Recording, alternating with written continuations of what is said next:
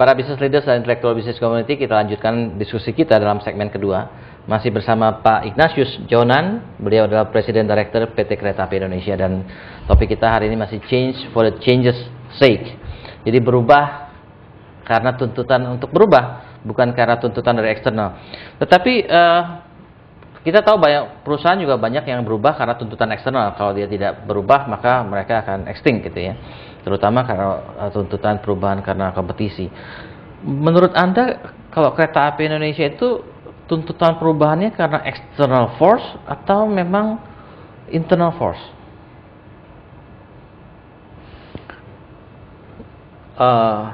Kalau saya mau jawab, itu mestinya dua-dua. Dua-duanya ya? Ya. Bisa dibedakan nggak Pak? Apa Bisa. external force yang membuat Anda masih berubah? Apa internal force yang membuat Anda ingin berubah? Kalau external force itu sebenarnya kita mempertanyakan diri kita itu, perkereta apian itu untuk masyarakat dan bangsa ini masih relevan apa tidak? Ya. Kalau masih relevan, itu kira-kira maunya model yang bagaimana? Yes. Dan sebagainya. Jadi ini saya pikir kita coba membaca, dan ini kan bukan satu hal yang saat ini butuhnya kayak begini. Ini pasti berkembang, ini pasti jalan terus. Ya. Model tuntutannya atau harapannya itu pasti berubah terus. Nah ini kita coba catch up dengan ini. Kalau internal force sendiri, saya pikir ya Pak, modernisasi itu saya pikir sudah harus dilakukan ya. Memang tadi Bapak juga katakan di awal, ini belum seperti Telkom. Telkom itu reformnya udah 20 tahun Pak. It's a 20 years reform by now. Sejak zaman Pak Cacu saya kira. Yeah. Pertamina sendiri juga saya kira juga udah panjang sekali. Sekurangnya 10 tahun. Mulai kalau kita mau mulai zaman Pak Bayi Haki sampai sekarang itu sudah kurang lebih hampir 10 tahun Pak. Ya. Garuda saya kira juga udah 10 tahun. Yeah. Ya, 10 tahun ya. Mungkin lebih. Mungkin 15 tahun. Mungkin 15 tahun dan sebagainya. Nah ini yang coba. Ini menurut kami ini the last piece yang punya hubungan erat dengan pelayanan publik yang harus diperbaiki dengan bagus gitu. Ya ini memang masih jalan ya, mungkin masih jalan 2 tahun lah gitu. Kita tunggulah. This is part of juga preparation kita untuk invite private players ke dalam perkeretaapian di Indonesia Pak. Saya kira iya ya. Nah, saya kira iya. Saya sangat berharap ada kompetisi yang apple to apple. Jadi misalnya ada kereta swasta di track Indonesia, itu mungkin lebih bagus Pak. Menurut saya begitu. Oke. Kira-kira ada nggak Pak bocorannya gitu? Saya kira kalau untuk di existing track, di jalur yang existing, terutama untuk passenger, mungkin saya kira tipis ya Pak. Saya kira tipis. Tipis ya? Tipis. Oke. Berarti kalau tipis itu external force-nya boleh dibilang not really strong enough ya untuk benar-benar changes dengan lincah gitu ya. Walaupun kita tetap ngomong di luar dari industri berkompetisi dengan moda transportation yang lain, tetapi kalau you have sparring yang sama-sama lari di samping, kan kita akan larinya lebih seru gitu ya. Tapi kalau yang satu lari, yang satu loncat gitu kan, walaupun kita sama-sama berkompetisi jarak, tetap aja kita nggak merasa ada sparring yang seru gitu Pak. Oh saya kira terasa Pak. Saya kira terasa. Misalnya ya, saya kasih contoh lagi. Untuk distribusi bahan bakar minyak. Distribusi bahan bakar minyak itu di Jawa sekarang itu kompetitor kita apa? Itu pipanisasi. Jadi banyak pipanisasi itu mengurangi distribusi bahan bakar minyak itu menggunakan kereta api. Kan kalau ya truk juga lah ya, truk juga. Tapi truk itu kapasitasnya mau seberapa gitu ya. Kan kereta api ini misalnya satu gerbong bahan bakar itu sama dengan isinya sama dengan 7 truk yang 10.000 liter. Nah, jadi tidak comparable. Tapi kalau pipanisasi, nah ini tantangan tersendiri Pak. Makanya kayak misalnya service to the customers, apakah customernya itu individuals atau corporate, ini yang mesti diimprove dan sebagainya. Kalau diharapkan persaingan direct ya dengan privately owned atau kereta swasta untuk penumpang, saya kira sulit Pak. Itu di mana-mana sulit ya. Di Prancis pun itu is a single operator. Walaupun itu pakai subsidiary segala macam, Tapi ya anyway Prancis itu one single SNCF. Jepang mungkin punya 3 ya. Jepang ada 3 gitu. Jadi kalau diharapkan kompetisi langsung susah karena kereta itu masih belum bisa jalan di atas rumput, Pak. Iya. Oke. Gitu. Jadi ya dan nggak bisa nyalip gini kan. Kalau pesawat terbang bisa gitu ya. Tapi ini nggak bisa, Pak. Jadi investmentnya juga is a long term investment dan challenge-nya juga luar biasa banyak menurut saya. When you went to make changes ya Pak, do you first create the blueprint dulu nggak Pak? Atau oh ya pokoknya sambil jalan lah gitu. Ada blueprintnya when you make changes Pak? Ada.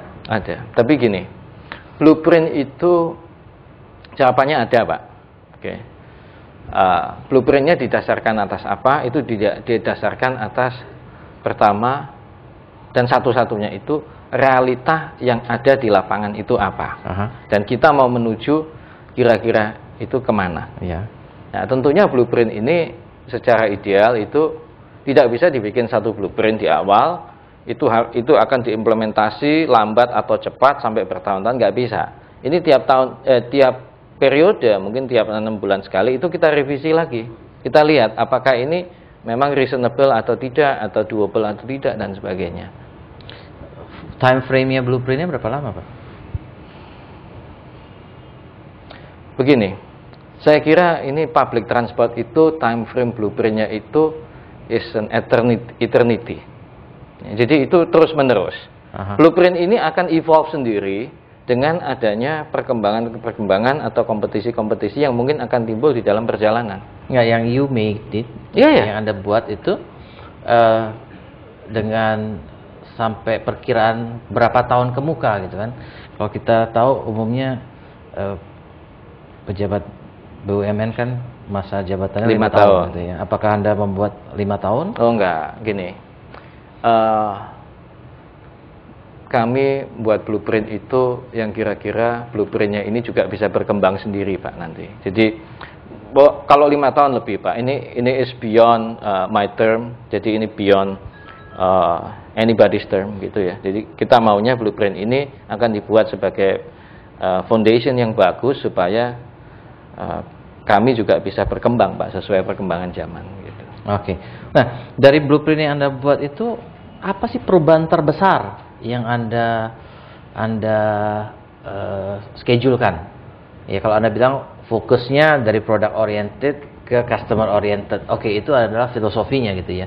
Tapi perubahan yang you can measure, yang bisa diukur, yang terbesar itu di mana letaknya, Pak?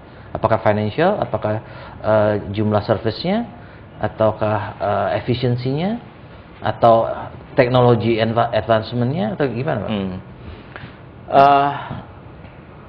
Gini, Pak.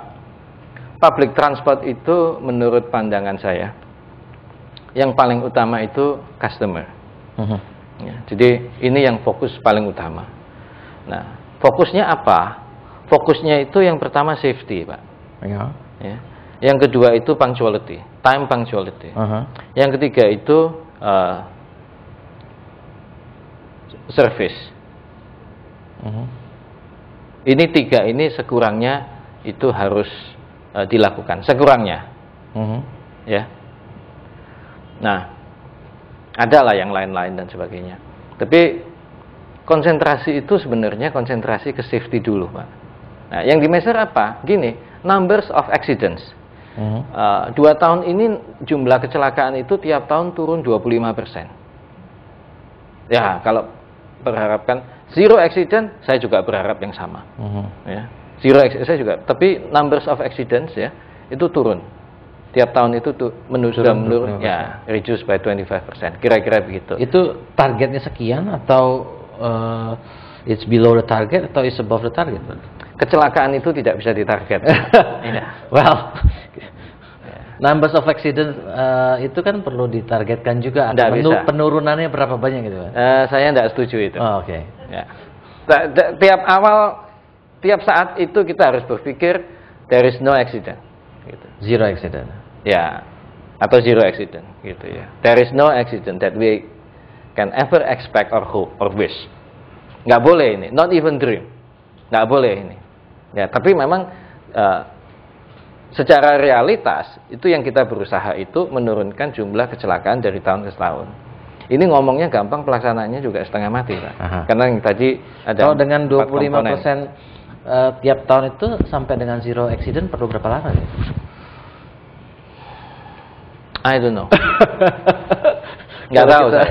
Kurangi 25 sampai benar-benar negligible itu takes 10 years, 20 years dengan situasi yang sekarang. Ya, saya kira tidak ada satu moda transportasi itu yang bisa harapannya itu at all time itu zero accidents, nggak ada Pak, di dunia nggak ada itu.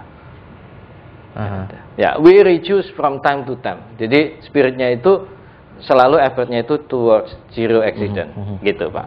Oke. Jadi itu yang pertama. Yang lain kan tadi saya bilang fokusnya customer, fokus yang kedua itu employees.